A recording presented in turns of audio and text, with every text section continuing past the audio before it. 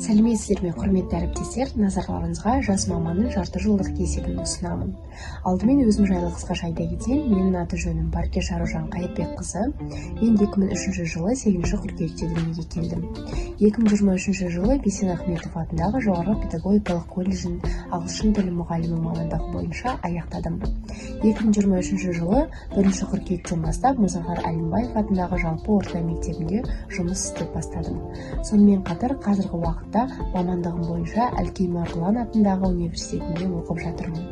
Менің тәлімгерім қазақ тілі мен әдебиеті пәнінің мұғалімі Сатвакасова Зейнепкаран Сагидуллиновна.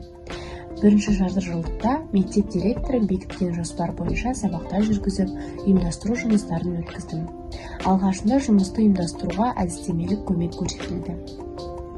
Мектептің тәрбиелік міндеттерімен таныстыру, мектеп құжаттарымен таныстыру, пәндер бойынша күнтізбелік тақырыптық жоспар құру, дарынды және талантты оқушылармен жұмыс, сонымен қатар үлгерімі төмен оқушылармен жұмыс және күнделік толтыру жұмыстары жүргізілді. 1 қыркүйектен бастап маған 6 А сыныбынан сынып жетекшілік бекітті.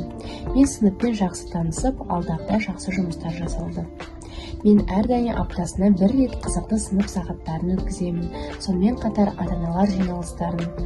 Каникулда біз кинотеатрларға, мұражайларға барамыз, әртүрлі интеллектуалды ойындар ойнаймыз. Түрлі іс-шараларға қатысып, орындар алдық. Тәлімгер әдістемелік көмегін көрсеттім. Сыныппен қалай жұмыс жасау керек және сынып жетекшілік құжаттарды дұрыс толтыруды үйреттім. Сонымен қатар, мен өзім мамандығым бойынша мұғалімдердің сабақтарына, тәлімгердің және де басқа тәжірибелі әріптестердің сабақтарына қатыстым. Әрдайым әртүрлі семинарларға, конференцияларға, мұғалімдер кеңестеріне қатыстым.